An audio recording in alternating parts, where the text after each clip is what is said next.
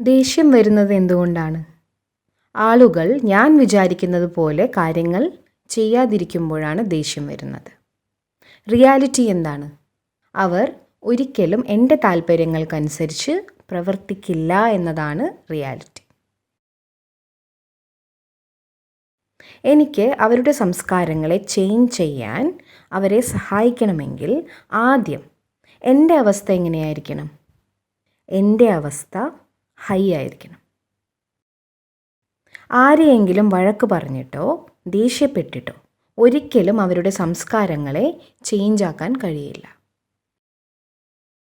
കാരണം നമ്മൾ അവരെ വഴക്ക് പറയുമ്പോൾ അവരുടെ എനർജി ഫീൽഡ് ഡൗൺ ആയി മാറും. ഡൗൺ ആയ എനർജി ഫീൽഡിൽ ഇരുന്നു കൊണ്ട് ആർക്കും ഒരു പരിവർത്തനവും കൊണ്ടുവരാനാവില്ല.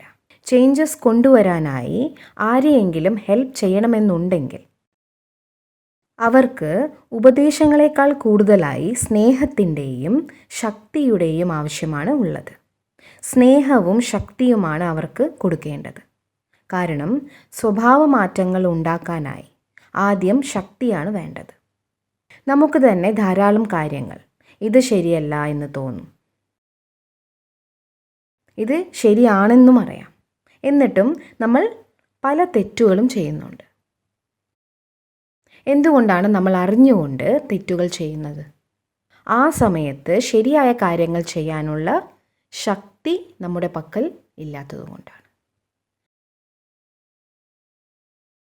നമ്മൾ അറിഞ്ഞുകൊണ്ടും തെറ്റുകൾ ചെയ്യുന്നത്.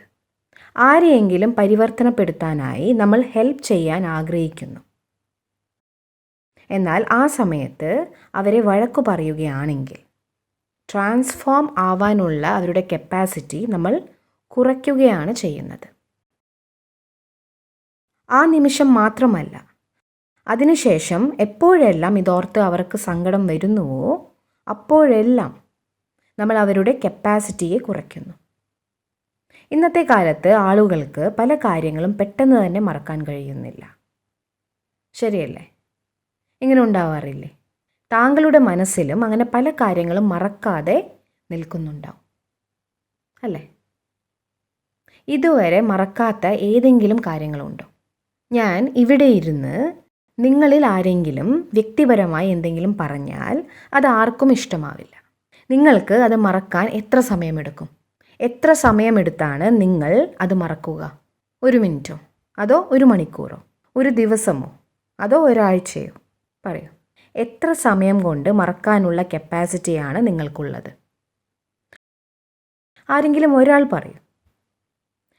എത്ര സമയമെടുത്താണ് മറക്കാറുള്ളത്? ഒരിക്കലും മറക്കില്ലേ? അപ്പോൾ പിന്നെ എൻ്റെ സ്ഥിതി എന്തായി മാറുമെന്ന് നിങ്ങളൊന്ന് ആലോചിച്ച് നോക്കൂ. ആലോചിച്ച് നോക്കിയിട്ടുണ്ടോ? ഇതാണ് എനർജി കണക്ഷനിൽ സംഭവിക്കുന്നത്.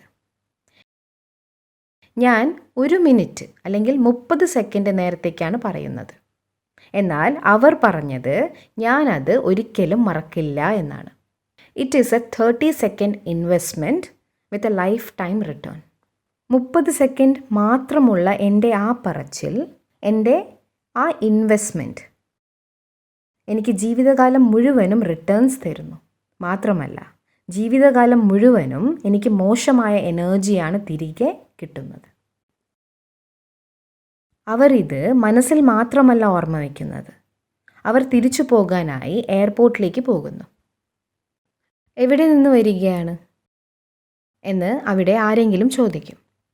ബ്രഹ്മകുമാരീസിൽ നിന്നാണ് എന്ന് നിങ്ങൾ പറയും.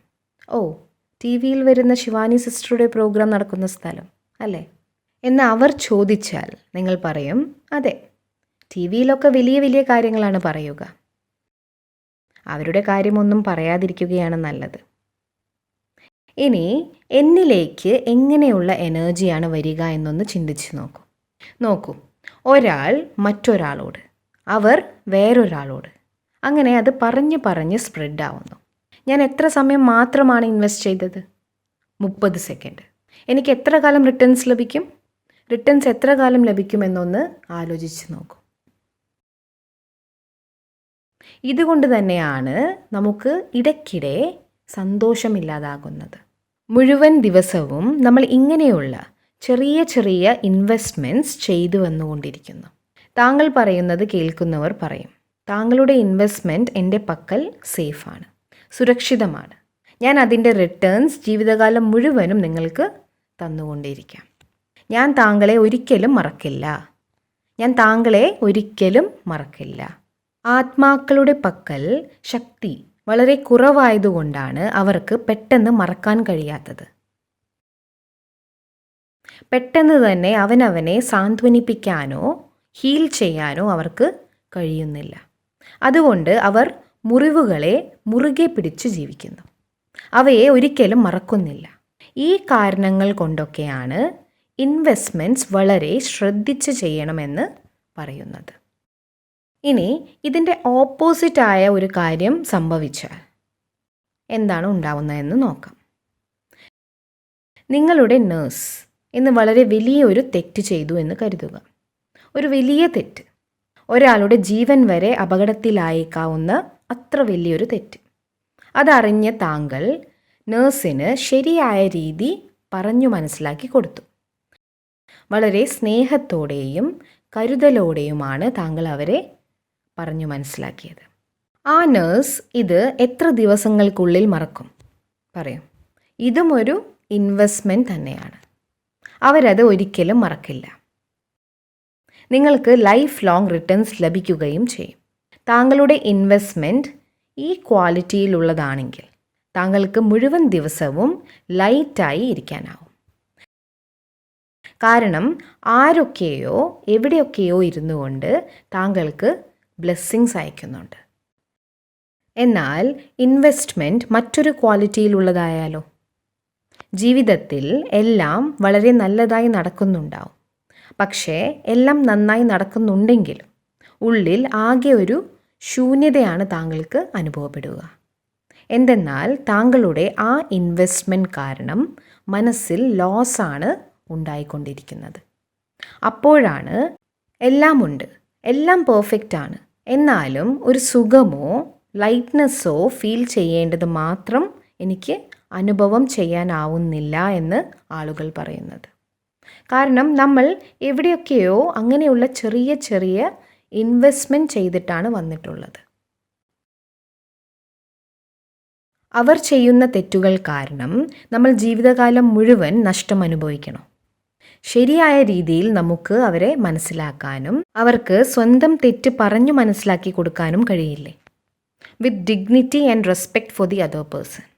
നമ്മൾ മറ്റുള്ളവർക്ക് ഡിഗ്നിറ്റിയും റെസ്പെക്റ്റും കൊടുക്കാതിരിക്കുമ്പോൾ ഏറ്റവും ആദ്യം നമ്മുടെ ഡിഗ്നിറ്റിയും റെസ്പെക്റ്റുമാണ് ഇല്ലാതാവുന്നത്.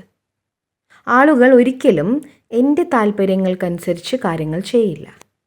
എനിക്ക് അവരെ ഉപദേശിക്കാം, നിർദ്ദേശങ്ങൾ നൽകാം, ഡിസിപ്ലിൻസ് പറഞ്ഞു കൊടുക്കാം. വളരെ സ്ട്രിക്റ്റായി തന്നെ ഡിസിപ്ലിൻസ് പറഞ്ഞു കൊടുക്കാം.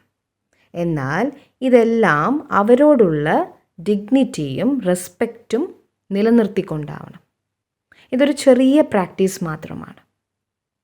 നിങ്ങളെ കൊണ്ട് ഇത് ചെയ്യാനാവുമോ? എന്നെക്കുറിച്ചുള്ള കാര്യങ്ങൾ മറ്റാരെങ്കിലും പിടിച്ചു വെച്ചുകൊണ്ട് ജീവിക്കാതിരിക്കാൻ വേണ്ടിയാണ് ഇത് ചെയ്യുന്നത്. ഇനി അവർ എന്നെക്കുറിച്ച് ചിന്തിക്കുകയാണെങ്കിൽ തന്നെ അതെങ്ങനെയായിരിക്കണം? അവർ പറയണം, അറിയുമോ, എൻ്റെ കയ്യിൽ നിന്നും അത്ര വലിയൊരു തെറ്റാണ് പറ്റിപ്പോയത്. മറ്റേത് ഡോക്ടറാണെങ്കിലും എന്നെ വളരെയധികം വഴക്കു പറഞ്ഞേനെ. എന്നാൽ ഈ ഡോക്ടർ എന്താണ് പറഞ്ഞതെന്ന് അറിയുമോ? ഡോക്ടർ എന്നെ വളരെ സ്നേഹത്തോടെ പറഞ്ഞു മനസ്സിലാക്കി. മാത്രമല്ല എനിക്ക് പറ്റിയ തെറ്റിനെക്കുറിച്ച് ആരോടും പറഞ്ഞതുമില്ല. പിന്നീട് അതേക്കുറിച്ച് ഒന്നും തന്നെ പറഞ്ഞിട്ടേയില്ല. ആ നേഴ്സ് ഇത് പറഞ്ഞാൽ അത് എല്ലായിടത്തും വ്യാപിക്കും. ഇതിലൂടെ താങ്കൾക്ക് എന്താണ് ലഭിക്കുക? നമ്മൾ മുഴുവൻ ദിവസവും എനർജിയാണ് വ്യാപിപ്പിക്കേണ്ടത്. എൻ്റെ കർമ്മങ്ങൾ എങ്ങനെയാണോ അവിടെ നിന്നൊക്കെ എനിക്ക് റിട്ടേൺസ് ലഭിക്കുന്നുണ്ട്. അപ്പോൾ ഇനി ദേഷ്യപ്പെടാനുള്ള മാർജിൻ ഉണ്ടോ? പറയൂ. ഇനി ദേഷ്യപ്പെടാനുള്ള മാർജിൻ ഉണ്ടോ? ഇല്ല.